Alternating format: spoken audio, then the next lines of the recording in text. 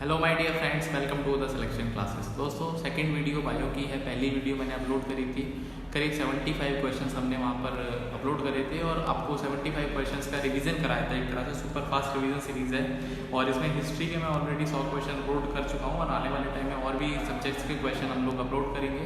तो यदि आपने मेरे चैनल को अभी तक सब्सक्राइब नहीं कराया तो चैनल को सब्सक्राइब कर लीजिए दोस्तों।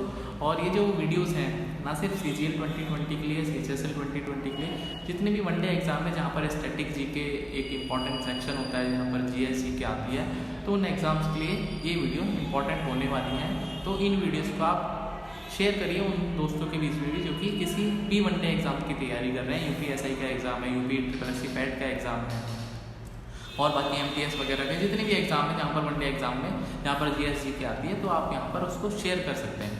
और यदि दोस्तों आपको PDF चाहिए तो PDF का जो डायरेक्ट लिंक है वो PDF के नीचे भी टेलीग्राम ग्रुप को ज्वाइन कर सकते हैं या फिर उसका लिंक जो है वो डिस्क्रिप्शन में मिल जाएगा। आप वहाँ से इस PDF को डाउनलोड कर सकते हैं और अपने दोस्तों के बीच में शेयर कर सकते हैं और अपने एक डेटा बैंक में संभाल के इसको रख सकते हैं। तो विदाउट मच डिले हम लोग आज की वीडियो शुरू करते हैं, जिसमें हम लोग स्टार्ट करेंगे दोस्तों क्वेश्चन नंबर 76 से, क्योंकि 75 क्वेश्चन तक हमने कवर कर लिया था पिछले वीडियो में।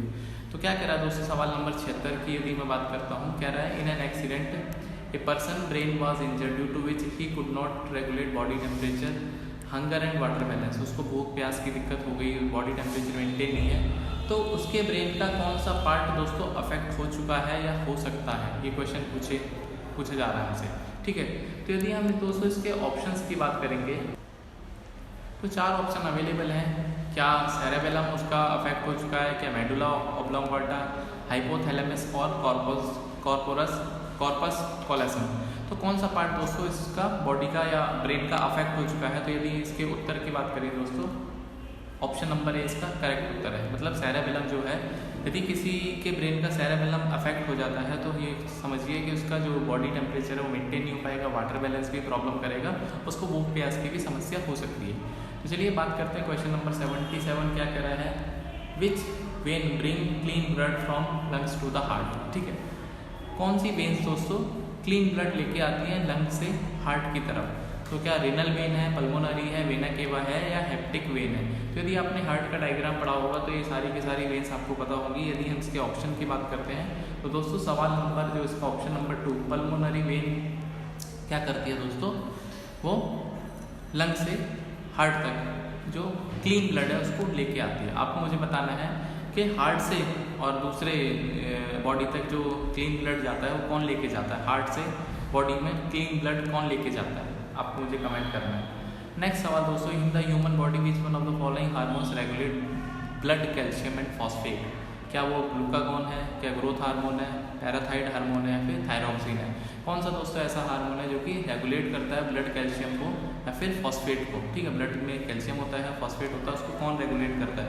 तो यदि हम बात करेंगे दोस्तों, इसका सही उत्तर है parathyroid hormone. Next question number 79 क्या कह रहा है, which endocrine gland requires iodine to synthesize a particular hormone whose deficiency may cause goiter। कौन सा ऐसा हार्मोन एंडोक्राइन ग्लैंड है जो कि आयोडीन को एक तरह से सिंथेसाइज करता है, जैसे कि जो आयोडीन की कमी से आपको पता है एक डिजीज हो जाती है जिसको घेंगा बोलते हैं, गोइटर। ठीक है, तो उसको अवॉइड करने के लिए आयोडीन को सिंथेसाइज करना पड़ता है और ये भी सलाह दी जाती है कि आयोडीन नमक को खाना चाहिए। तो इसमें दोस्तों सवाल का जो ऑप्शन है, यदि हम ऑप्शन को रीड आउट करेंगे, थायराइड, हाइपोथैलेमस, पैंक्रियाज और थाइमस। तो आपको भी पता होना चाहिए जो गले में होता है दोस्तों वो थायराइड, मतलब जो गॉइटर होता है वो यहाँ पर गले में प्रॉब्लम करता है। तो इसका ऑप्शन नंबर डी इसका सही उत्तर है। Energy is required for maintenance of life, it is obtained by a process of. ठीक है, अपने जीवन को चलाने के लिए हमको एनर्जी चाहिए होती है। एनर्जी कौन से प्रोसेस से मिलती है, मेटाबॉलिज्म में, फैगोसाइटोसिस, फोटो रेस्पिरेशन या डीकम्पोजिशन। तो दोस्तों इसका सही उत्तर है डीकम्पोजिशन। तो क्वेश्चन नंबर 81 की तरफ हम बढ़ते हैं दोस्तों।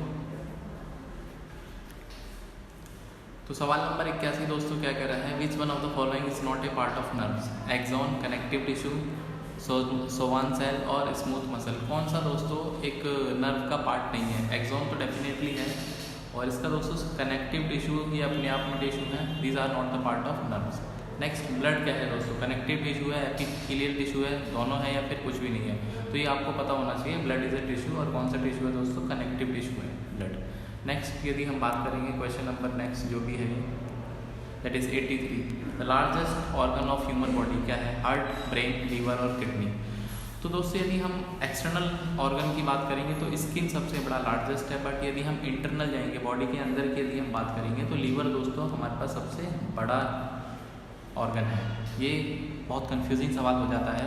तो यदि हम यहाँ पर स्किन अवेलेबल होता तो हम स्किन को मार्क करते दोस्तों, बट लीवर अवेलेबल है तो लीवर को मार्क करेंगे। Name the vitamin not found in animal food, ठीक है, कौन सा विटामिन एनिमल फूड में नहीं होता, B12, C, D और K। तो इस सवाल का दोस्तों सही उत्तर है option number B, vitamin C दोस्तों हमको नहीं मिलता है एनिमल फूड में। विटामिन सी कहाँ पे मिलता है, जो खट्टे फल फ्रूट होते हैं, जो सोर होते हैं, जैसे नींबू हो गया और जैसे ऑरेंजेस वगैरह, वहाँ पर विटामिन सी की अवेलेबिलिटी रहती है। चलिए आगे बात करते हैं।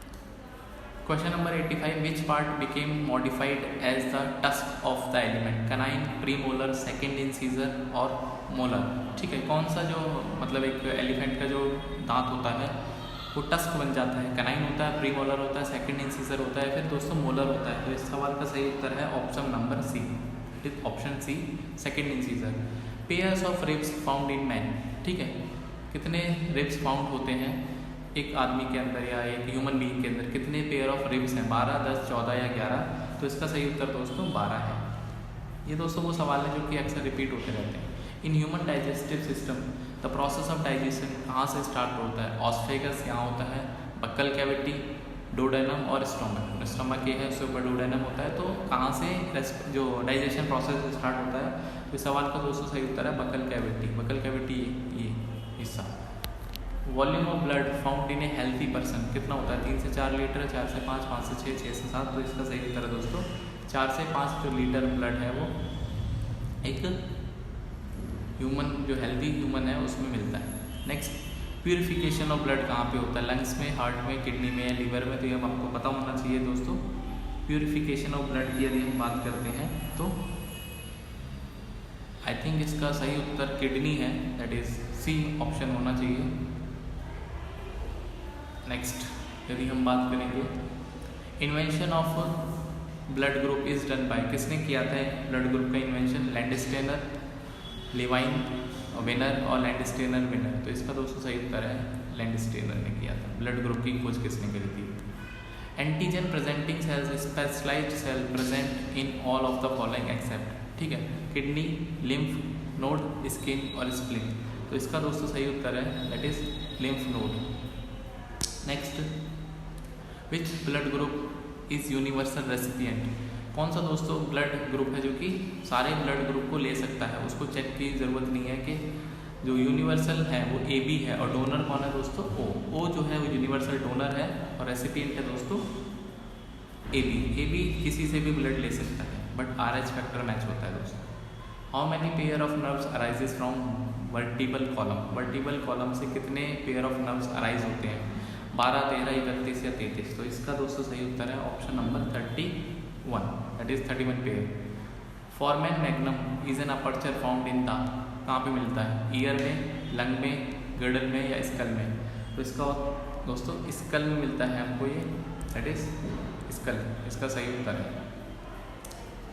फिल्ट्रेशन ऑफ ब्लड कहाँ होता है, ऑफ कोर्स किडनी में होता है, ऑप्शन नंबर यहाँ पर filtration of blood occurs in, but option यहाँ पर दोस्तों मेरे पास अवेलेबल है लीवर, फिल्ट्रेशन ऑफ ब्लड,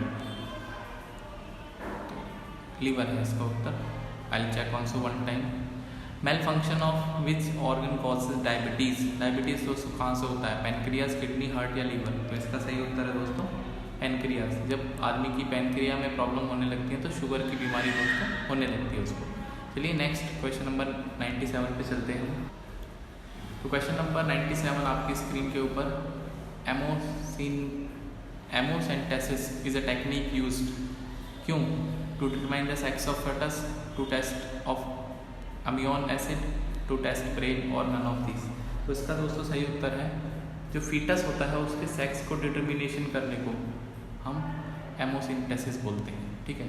ये हालांकि एक गैरकानूनी काम है, बट यदि हम प्रोसेस की बात करेंगे तो उसको हेमोसिंथेसिस बोलते हैं। Which of the following is known as master gland? Pancreas, pituitary gland, adrenal और थायराइड। तो आपको ये पता होना चाहिए कि इसको क्या बोलते हैं। 98 का option number B, that is pituitary gland को दोस्तों हम लोग मास्टर ग्लैंड बोलते हैं। The hard element layer of the teeth, calcium phosphate, calcium oxide, calcium hydroxyl apatite या कैल्शियम हाइड्रोक्साइड। तो इसका दोस्तों सही उत्तर है that is C, calcium hydroxide apatite. Female reproductive hormones क्या है? एस्ट्रोजन, प्रोस्ट्रोजन, रिलैक्सिन और ऑल ऑफ दीज। तो क्या है दोस्तों? इसका उत्तर है बी।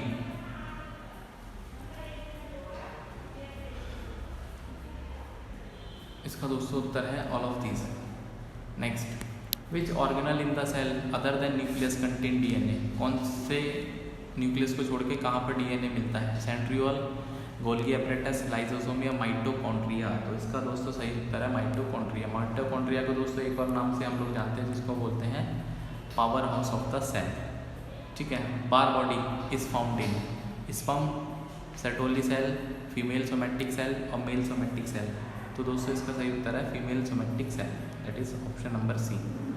चलिए next, attractive colour of flower and seed is due to leucoplast, chromoplast, chloroplast और टोनोप्लास्ट। तो इसका सही उत्तर है दोस्तों बी, क्रोमोप्लास्ट की वजह से कलर और अट्रैक्टिव जो सीड्स वगैरह का जो कलर रहता है, क्रोमोप्लास्ट इसका सही उत्तर है। Green colour of the leave is due to, ये आपने काफ़ी बार ये सवाल पढ़ा होगा, तो इसका ऑप्शन नंबर तुरंत मैं आपको बता देता हूँ, दैट इज क्लोरोप्लास्ट की वजह से ग्रीन कलर होता है, अब क्रोमोप्लास्ट की वजह से कलर होता है फ्लावर्स वगैरह। सुसाइडल वैग क्या होता है? लाइसोसोम, राइजोसोम, ये दोस्तों काफ़ी बार सवाल आ चुका है, तो इसका सही उत्तर लाइसोसोम से। फंक्शन ऑफ लाइसोसोम क्या है? प्रोटीन सिंथेसिस करना, प्रोसेसिंग एंड पैकेजिंग करना, इंट्रासेलुलर डाइजेशन को मेंटेन करना या फिर सिंथेसिस ऑफ फैट को बनाना। तो दोस्तों इसका सही उत्तर है option number C, intracellular digestion में हेल्प करता है। और दोस्तों जब इनका काम पूरा हो जाता है तो एक तरह से ये बस्ट हो जाते हैं, इसीलिए इनको सुसाइड वैग बोलते हैं। All life form contain molecules of life, these are क्या है? Carbohydrate, proteins, nucleic acid.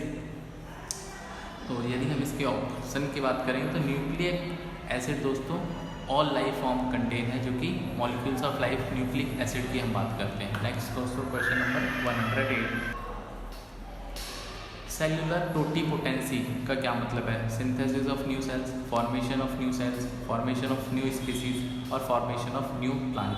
तो यदि हम इसकी बात करेंगे तो फॉर्मेशन ऑफ न्यू प्लांट को दोस्तों सेलुलर टोटीपोटेंसी बोलते हैं। Picture of the following is smallest unit showing the properties of life such as capacity for metabolism, response to the environment, growth and reproduction. क्या दोस्तों सबसे छोटी यूनिट क्या होती है? सेल होती है, जो कि लाइफ के एक तरह से कैरेक्टरिस्टिक को शो करती है, क्योंकि cell is the basic structural unit of life. तो सवाल नंबर 110, लार्जेस्ट सेल ह्यूमन बॉडी के अंदर कहाँ पे होता है, क्या होता है? तो ये आपको पता होना चाहिए, काफ़ी बार दोस्तों एग्जाम में सवाल पूछा गया है। नर्व सेल सबसे बड़ा सेल होता है। 11 की बात करते हैं, question number 111, in human body ligaments are made up of, ligament किससे मिलके बने होते हैं? White fibre, some yellow elastic fibre, white fibre से या येलो से, या yellow fibre and muscle fibre. तो इसका दोस्तों सही उत्तर है ऑप्शन सी, येलो फाइबर से मिलके लिगामेंट्स बने होते हैं। Iodine test is use to detect, आपने पढ़ा होगा बचपन में काफ़ी बार। आयोडीन टेस्ट क्यों करते हैं? कोलेस्ट्रॉल के लिए, फैट के लिए, प्रोटीन के लिए, फिर कार्बोहाइड्रेट के लिए। तो कार्बोहाइड्रेट को पहचानने के लिए दोस्तों हम लोग आयोडीन टेस्ट करते हैं। Vaccination is available against all of the following disease accept yellow fever, typhoid fever, malaria और हेपेटाइटिस बी। तो किसके लिए वैक्सीनेशन अवेलेबल नहीं है? तो इसका दोस्तों डी ऑप्शन इसका करेक्ट है, सी ऑप्शन, मलेरिया के लिए अभी तक कोई वैक्सीनेशन अवेलेबल नहीं है, और अब तो कोविड-19 के लिए भी वैक्सीनेशन अवेलेबल है। What is breakbone fever most commonly known as? Breakbone मतलब एक तरह से हड्डियों को तोड़ने वाला बुखार कौन सा है? टाइफाइड, राइनाइटिस, येलो फीवर या डेंगू? डेंगी बोलते हैं इंग्लिश में बेसिकली इसको, लेकिन इसका सही उत्तर डेंगी ही है, जो कि आदमी के एक तरह से जो बोन्स होती हैं उस पर अटैक करता है और एक तरह से बॉडी जो बिल्कुल एक हो जाती है, बहुत दर्द होने लगता है, ऐसा लगता है कि मतलब जो हड्डियां हैं उनके अंदर इंटरनल प्रॉब्लम हो गई है। Next, the vitamin which is water soluble and generally excreted in urine. ठीक है, तो कौन सा विटामिन वाटर सॉल्यूबल है?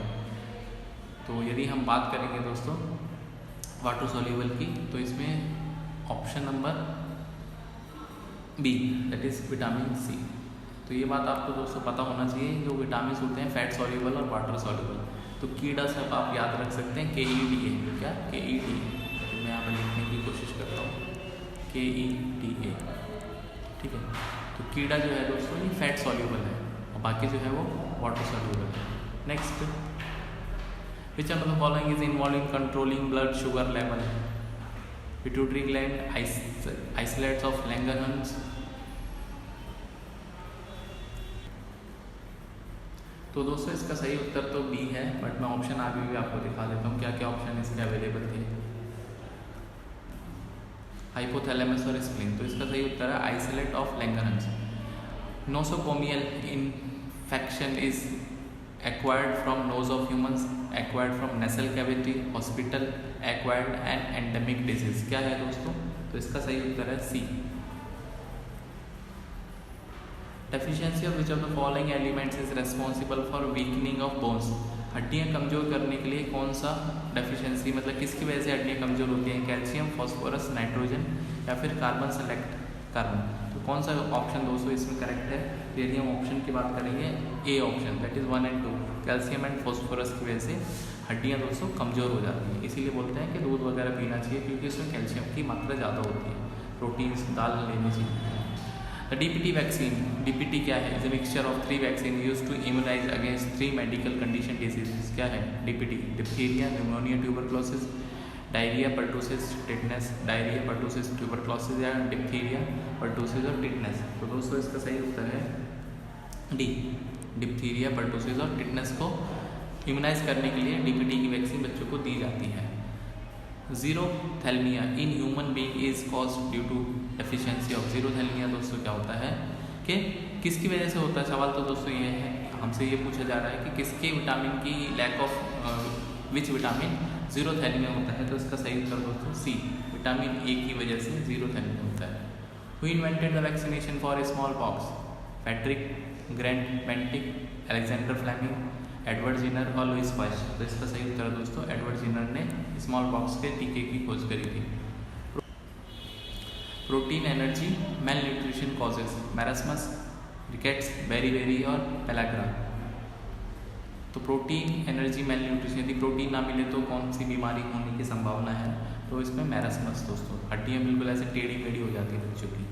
Vitamin A is mainly stored in, कहाँ पे मिलता है? लंग्स में, किडनी में, ब्रेस्ट में या फिर लीवर में? तो विटामिन ए दोस्तों कहाँ पे जाके स्टोर होता है बॉडी में? लीवर में जाके दोस्तों। ऑप्शन नंबर डी यहाँ पर अवेलेबल है। चलिए बात करते हैं आगे।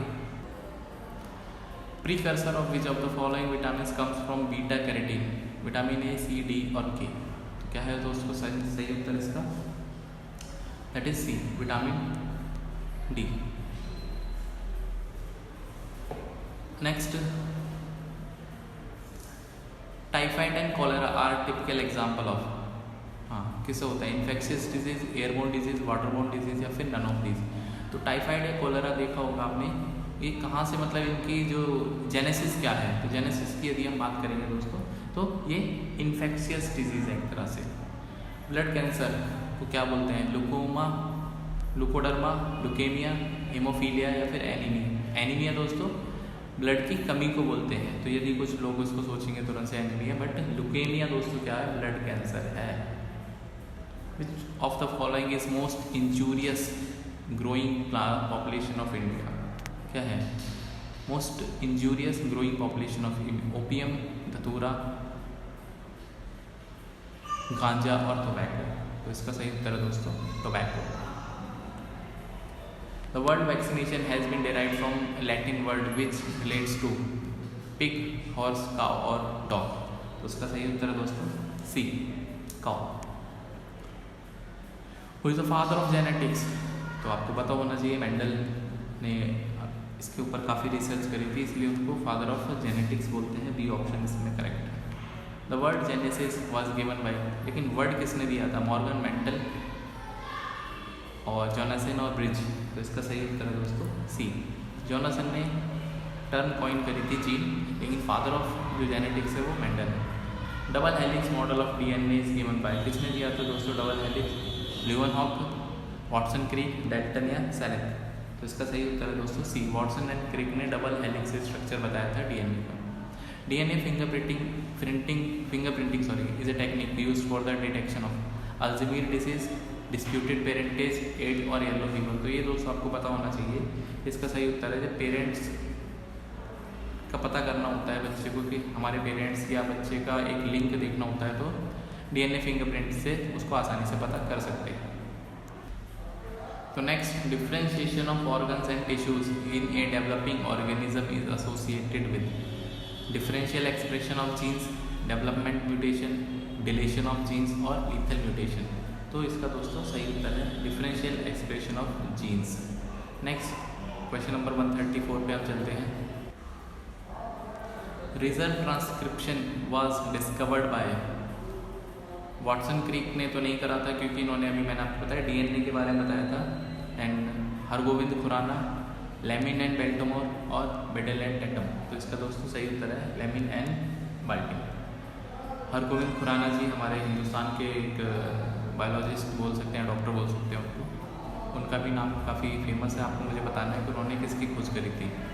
जीन क्या है? Particular DNA segment which determines heredity of a particular trait, half DNA segment of somatic cell, whole DNA या फिर हाफ डीएनए सेगमेंट। तो यदि हम जीन की बात करते हैं तो ये क्या है दोस्तों? पर्टिकुलर डीएनए सेगमेंट है जो कि हेरिडिटी जो कैरेक्टरिस्टिक्स है पेरेंट से और जो ऑफ स्प्रिंग तक है वो डिटरमाइन करता है।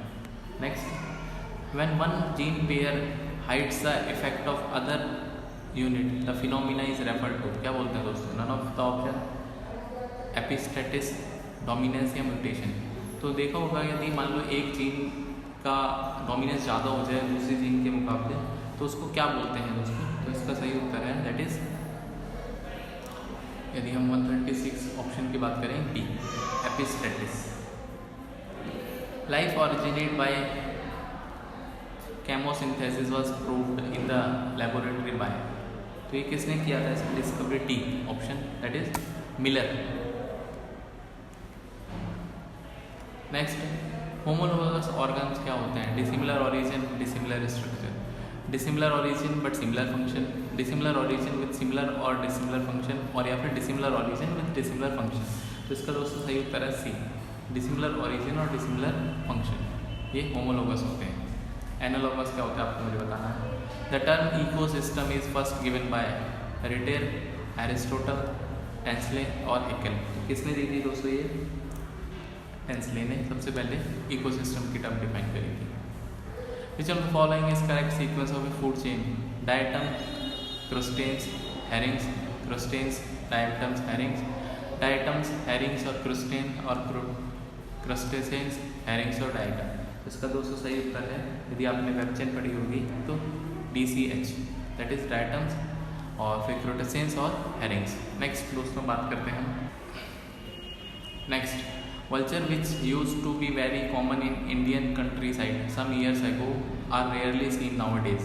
This is attributed to the destruction of their nesting sites by new invasive species, a drug used by cattle owners for treatment their diseased cattle, scarcity of food available to them, or widespread persistent and fatal disease among them. अब इनकी दोस्तों पहले जो vulture थे काफ़ी देखे जाते थे, बट रिसेंटली इनकी जो पॉपुलेशन है वो कम हुई है।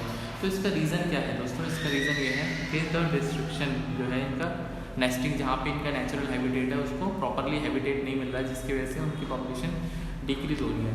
The centre of ecological science is situated at New Delhi, Allahabad, Karnal और बेंगलुरु। तो इसका सही उत्तर दोस्तों क्या है? That is Bengaluru, D option. Which one lacks both root and stomata? Hydrophytes, mesophytes, hygrophyte और हेलोफाइट। ना स्टोमेटा होता ना रूट्स होता, तो कौन से ऐसे प्लांट है दोस्तों? Hydrophytes. 10% law of energy transferred in food chain was given by, किसने दिया था दोस्तों? 10% जो चेन एक रूल है फूड चेन में, तो ये किसने दिया था दोस्तों? It is option number Lindeman, Stanley, Tansley और वीजमैन। तो इसका सही उत्तर है दोस्तों A, Lindeman. Next, energy transfer from organism to organism in natural community develops. Biological control, food chain, food web या pyramid of energy.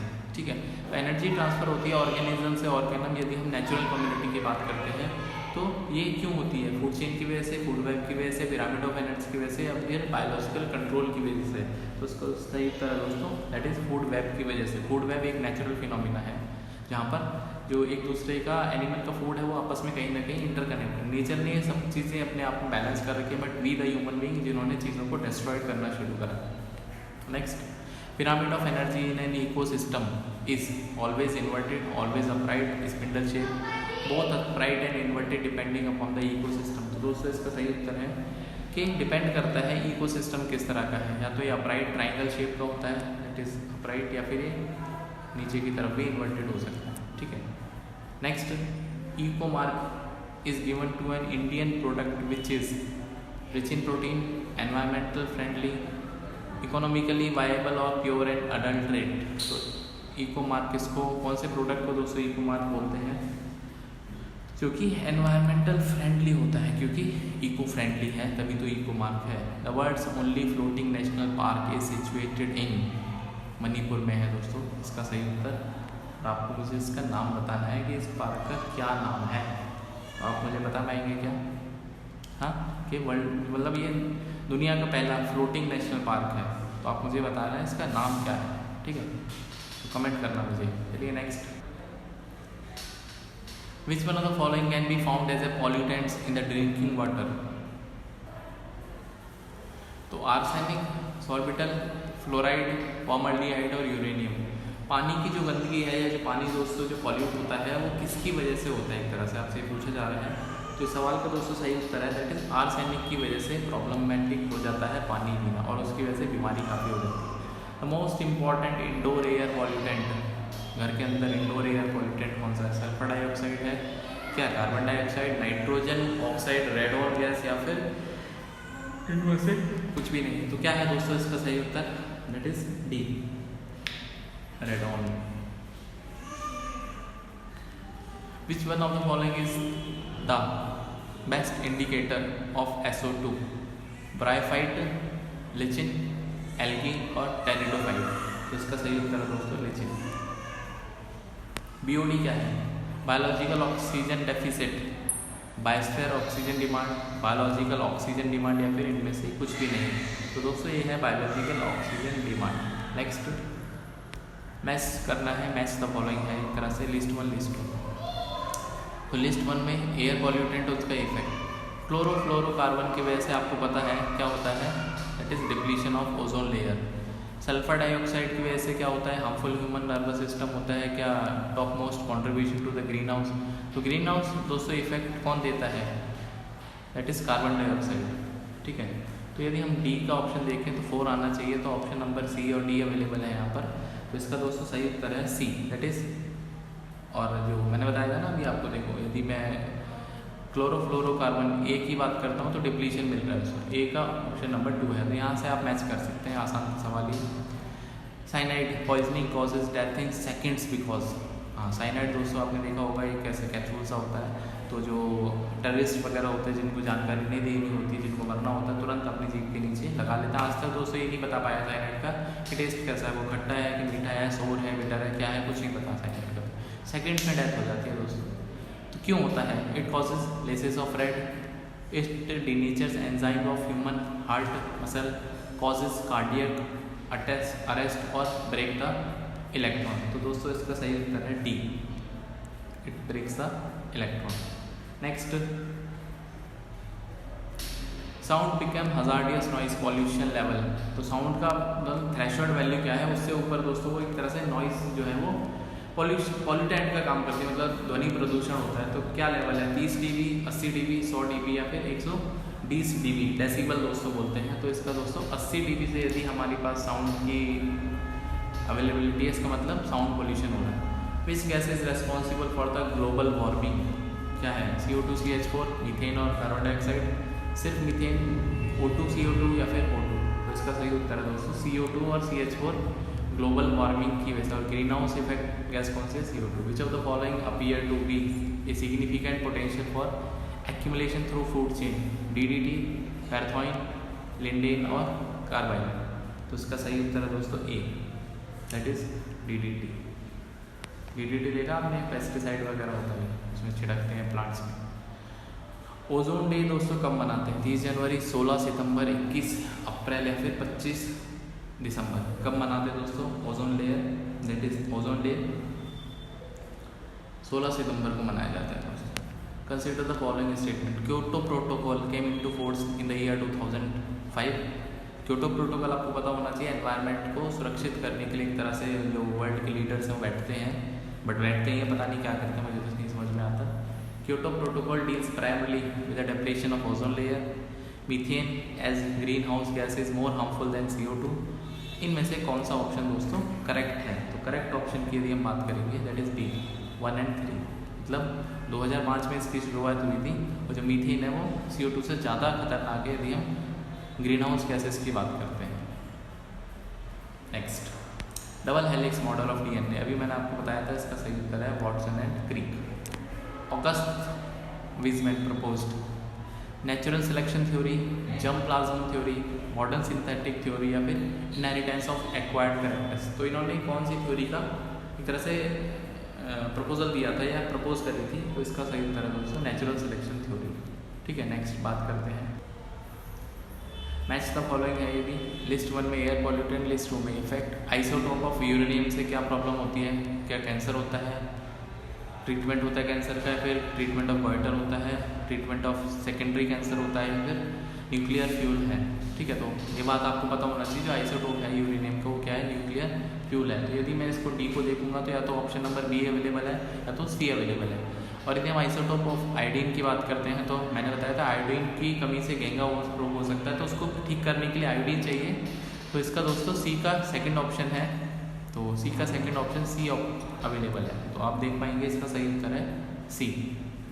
Next, the red data book क्या होता है?